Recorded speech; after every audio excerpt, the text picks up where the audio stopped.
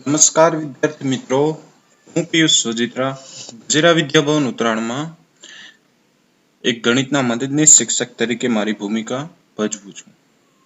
તો ગયા વિડીયોમાં આપણે વાત કરી હતી સ્વાધ્યાય 5.1 ના પ્રશ્ન 1, 2 અને 3.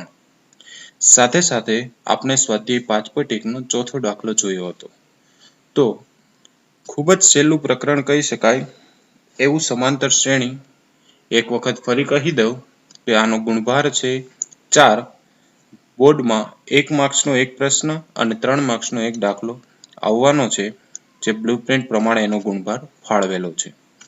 તો હવે આજે આપણે સ્વાધ્યાય 5.1 નો પ્રશ્ન 4 થી શરૂઆત કરીએ.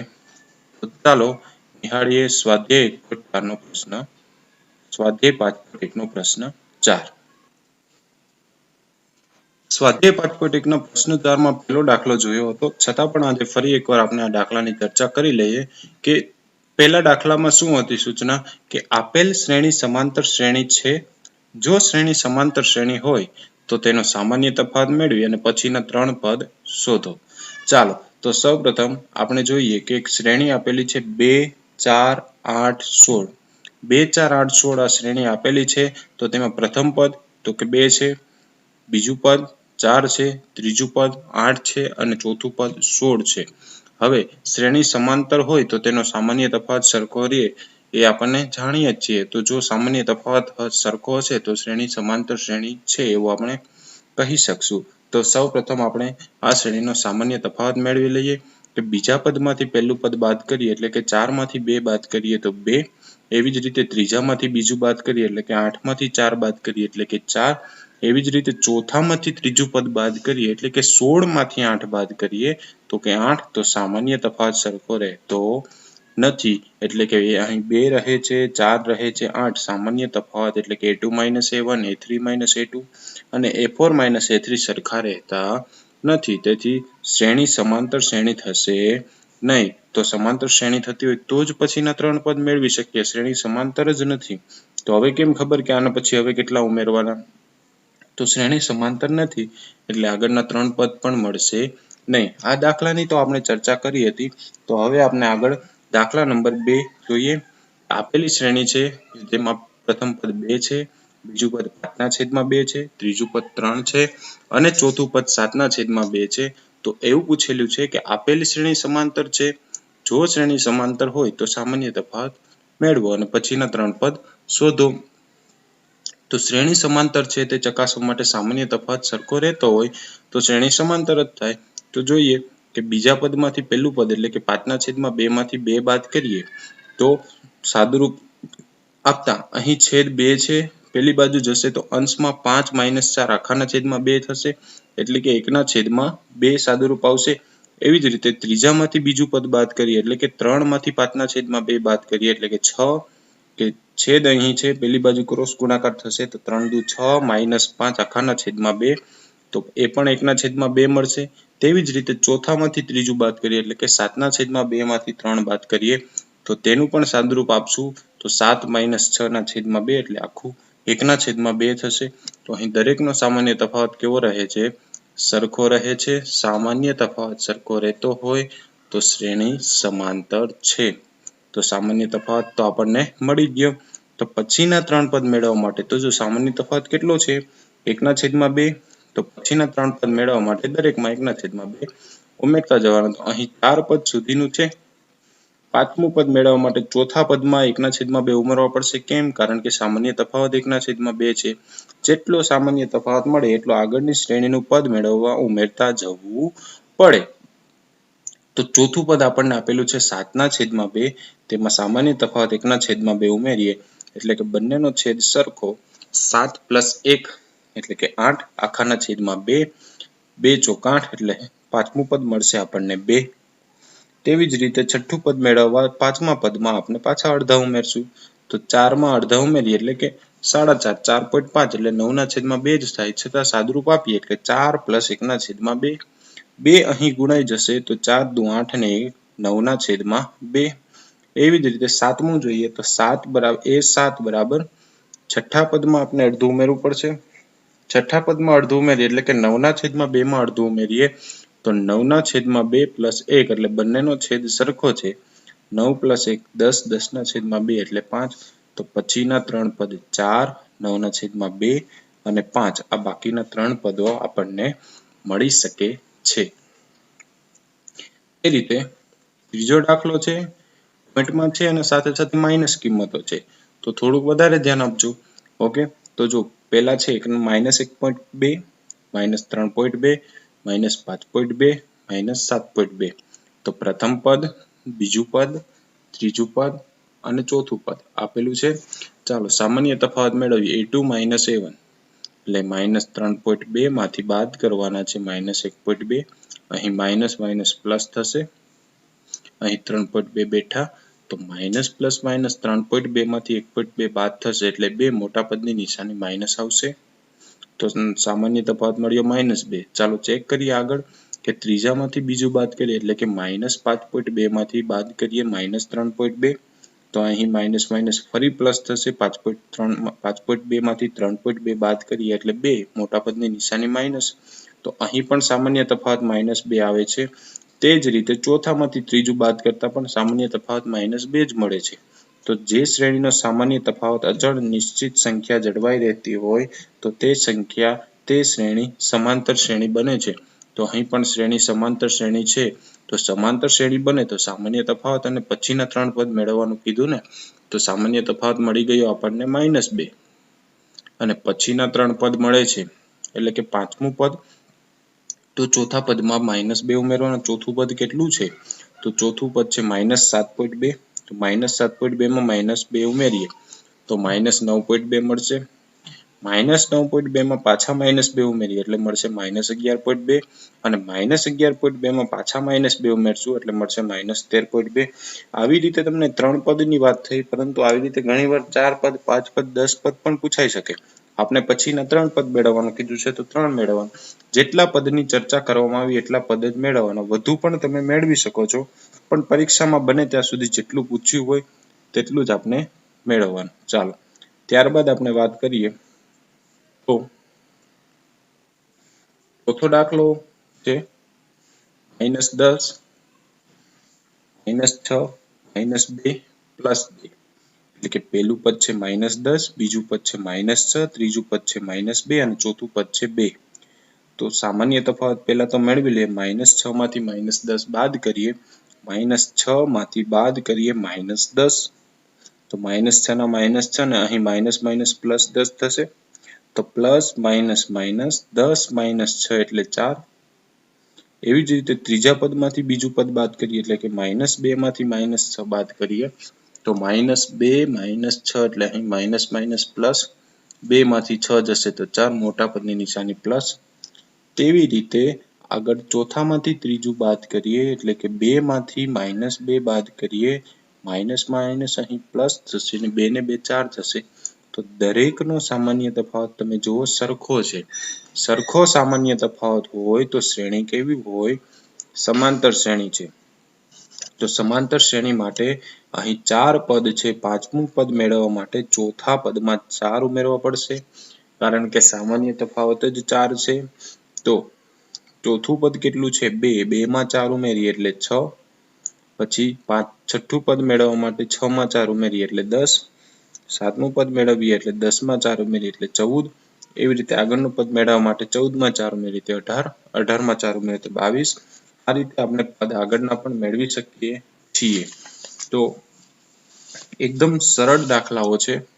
આગળ જોઈએ તો હવે એક વર્ગમૂળ વાળો દાખલો છે કે 3 પછી 3 પ્લસ વર્ગમૂળમાં 2, 3 પ્લસ 2 વર્ગમૂળમાં 2, 3 પ્લસ 3 વર્ગમૂળમાં 2. આ રીતે આગળ શ્રેણી વધતી જાય છે. તો પહેલું પદ છે 3, બીજું પદ છે 3 પ્લસ વર્ગમૂળમાં 2, ત્રીજું પદ છે 3 પ્લસ 2 વર્ગમૂળમાં 2, ચોથું છે 3 પ્લસ 3 વર્ગમૂળમાં 2. એટલે એક વખત વર્ગમૂળ વધતું જાય છે. તો સામાન્ય તફાવત ચાલો મેળવીએ. તો બીજામાંથી પહેલું એટલે કે 3 પ્લસ વર્ગમૂળમાં 2 માંથી 3 બાદ કરીએ તો +3 અને -3 ઉડે તો અહીં વધશે વર્ગમૂળમાં 2.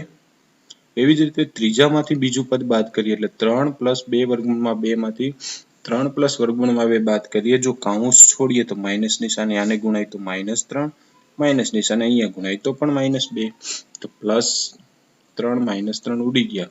2 વર્ગમૂળ 2 માંથી 1 વર્ગમૂળ 2 જાય તો 1 વાર વર્ગમૂળ 2 મળશે. એવી જ રીતે ચોથામાંથી ત્રીજું પદ બાદ કરીએ એટલે કે 3 + 3 વર્ગમૂળમાં 2 માંથી 3 + 2 વર્ગમૂળમાં 2 બાદ કરીએ તો +3 -3 જશે અને 3 માંથી 2 જાય તો 1 વર્ગમૂળમાં 2. તો આ પણ દરેકનો સામાન્ય તફાવત વર્ગમૂળ 2 સમાન જળવાઈ રહે છે. અને જો સામાન્ય તફાવત સમાન જળવાઈ રહેતો હોય તો શ્રેણી સમાંતર 100% બને છે. તો શ્રેણી સમાંતર છે તો પછીના 3 પદ મેળવવાનું કીધું છે. તો અહીં ચોથું પદ આપણને આપેલું છે 3 + વર્ગમૂળમાં 2, એમાં બીજા વર્ગમૂળમાં 2 આપણે એડ કરીશું તો થશે આપણે 3 + વર્ગમૂળમાં 2 માં બીજા 2 આપણને એડ કરીશું આપણે થશે 3 + 1 વર્ગમૂળ એટલે 3 ને 1 4 વર્ગમૂળ, 3 વાર વર્ગમૂળમાં 2 છે અને 1 વાર વર્ગમૂળમાં 2 છે, 3 ને 1 4 વર્ગમૂળમાં 2. એવી જ રીતે છઠ્ઠા પદ માટે જોઈએ તો 3 + 4 વર્ગમૂળમાં 2 માં વર્ગમૂળ 2 એડ કરીશું તો 4 વાર વર્ગમૂળમાં 2 છે, 4 માં 1 વાર વર્ગમૂળમાં 2 એડ કરીશું એટલે થશે 5 વાર વર્ગમૂળમાં 2. એ જ રીતે સાતમું પદ મેળવવા માટે 3 + 5 વર્ગમૂળમાં 2 છે, એમાં 1 વાર વર્ગમૂળમાં 2 ઉમેરીશું તો 3 અને 5 ને 1 કેટલા થશે 6 વર્ગમૂળમાં 2. તો પાંચમું, છઠ્ઠું અને સાતમું પદ આપણને મળી ગયું. ઓકે, આ રીતે એના પછીનો દાખલો છે તો 0.2, 0.22, 0.222, 0.2222. તો એમાં પહેલું પદ 0.2, બીજું પદ 0.22, ત્રીજું પદ 0.222 અને ચોથું પદ 0.2222 છે. તો પહેલા તો શ્રેણી સમાંતર થશે જ નહીં, જોઈ તો જ આઈડિયો આવી જાય છે, છતાં આપણે સામાન્ય તફાવત તો મેળવીએ. સામાન્ય તફાવત એટલે કે બીજામાંથી પહેલું બાદ કરીએ એટલે 0.2 માંથી 0.22 બાદ કરીએ એટલે 0.02 મળે છે. તેવી જ રીતે ત્રીજામાંથી બીજું બાદ કરીએ એટલે કે 0.222 માંથી 0.22 બાદ કરીએ તો મળે છે 0.002 અને ચોથામાંથી ત્રીજું પદ બાદ કરીએ એટલે કે 0.2222 માંથી 0.222 બાદ કરીએ તો 0.0002 મળે છે. તો અહીં સામાન્ય તફાવત સરખો જળવાઈ રહેતો નથી, તો શ્રેણી સમાંતર થશે નહીં. તો અહીં શ્રેણી સમાંતર નથી. આ રીતે સાતમો દાખલો આગળ જોઈએ તો સાતમા દાખલામાં પણ એમ જ છે કે શ્રેણી સમાંતર હોય તો આગળના 3 પદ મેળવો. તો જોઈએ શ્રેણી સમાંતર છે કે નહીં. સૌપ્રથમ તો જોઈએ રકમ 0, -4, -8 અને -12 છે.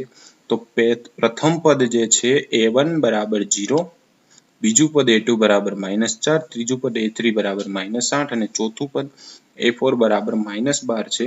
તો સામાન્ય તફાવતનો જોવા જઈશું તો બીજામાંથી પહેલું પદ બાદ એટલે -4 માંથી -0 બાદ કરવું એટલે -4 જ મળે છે. એવી જ રીતે ત્રીજામાંથી બીજું એટલે કે -8 માંથી -4 બાદ કરવું એટલે -8 માંથી બાદ કર્યા -4.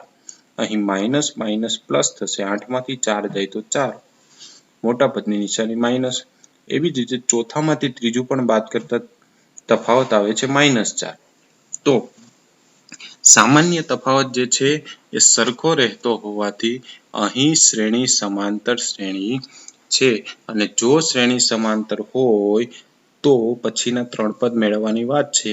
એટલે કે ચોથું પદ -12 છે એમાં સામાન્ય તફાવત -4 ઉમેરીએ એટલે પાંચમું પદ બરાબર -12 માં -4 ઉમેરતા જવાબ મળે છે -16. છઠ્ઠું પદ પાંચમા પદ -16 માં -4 ઉમેરતા -20. સાતમું પદ -20 માં -4 ઉમેરતા -24. આ રીતે આપણને સામાન્ય તફાવત દ્વારા આગળના દરેક પદો મેળવી શકીએ છીએ. જે પાંચમું, છઠ્ઠું અને સાતમું પદ મળ્યું. ત્યારબાદ જે દાખલો છે -1/2 તો અહીં તમે જોશો તો શ્રેણીના દરેક પદ સરખા છે. તો તેની બાદબાકી કરશું તો સામાન્ય તફાવત તો 0 જ આવે, કારણ કે દરેક પદમાંથી જે સેમ પદ બાદ કરીએ તો સામાન્ય તફાવત 0 જ આવવાનો છે. જોઈએ પ્રથમ પદ છે -1/2, બીજું પદ છે -1/2, ત્રીજું પદ છે -1/2 અને ચોથું પદ પણ છે -1/2. તો અહીં જોવા જઈએ તો સામાન્ય તફાવત a2 - a1 એટલે કે બીજામાંથી પહેલું પદ બાદ કરો એટલે કે 1/2 માંથી 1/2 બાદ કરીએ તો 0, ત્રીજામાંથી બીજું બાદ કરીએ તો પણ 0, ચોથામાંથી ત્રીજું બાદ કરીએ તો પણ 0. સામાન્ય તફાવત 0 રહેશે, પરંતુ આપણે વાત કરી હતી ગયા પીરિયડમાં કે જે શ્રેણીનો સામાન્ય તફાવત ધન, ઋણ કે શૂન્ય હોય પરંતુ અચળ સંખ્યા જળવાઈ રહેતી હોય તો તે શ્રેણી સમાંતર છે. તો અહીં પણ 1/2 નો સામાન્ય તફાવત 0 જળવાઈ રહે છે. તો શ્રેણી કેવી છે? સમાંતર છે. કેવી છે? સમાંતર છે. તો અહીં પાંચમું પદ જોઈએ તો પાંચમું પદ બરાબર -1/2 માં 0 મૂકીએ તો -1/2 જ મળશે. છઠ્ઠા પદમાં આપણે -1/2 માં 0 મૂકીએ તો પણ -1/2. સેમ સાતમા પદમાં પણ -1/2 માં 0 મૂકીએ તો -1/2. આ રીતે શ્રેણી અનંત પદ તમને કહું, 5 લાખમું પદ કહું તો પણ તમે મેળવી શકો કે -1/2 જ આવે, કારણ કે એક ઇન્ટરેસ્ટિંગ શ્રેણી છે. અનંત સુધી જશે તો પણ પદ સેમ જળવાઈ રહેશે. તેવી જ રીતે આગળ જોઈએ તો નવમો દાખલો જે છે, નવમો દાખલો છે એમાં 1, 3, 9 અને 27. 1, 3, 9 અને 27 માં જોવા જઈએ તો પ્રથમ પદ છે 1, બીજું પદ છે 3, ત્રીજું પદ છે 9 અને ચોથું પદ છે 27.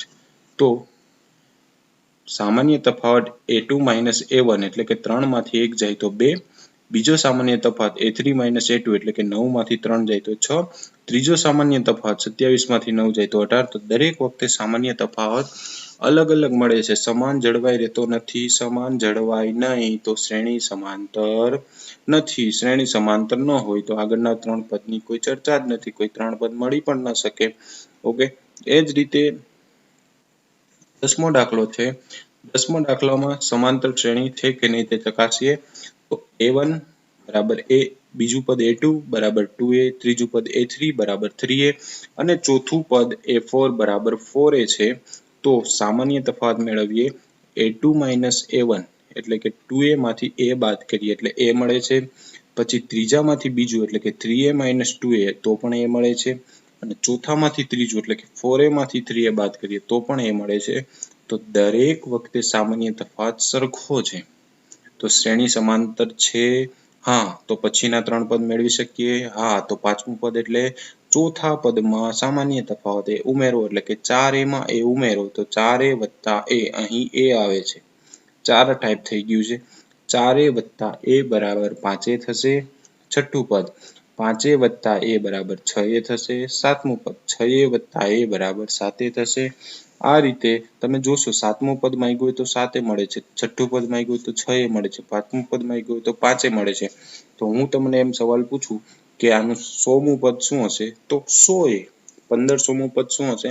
1500a. તો આવા હેતુલક્ષી પૂછાઈ શકે.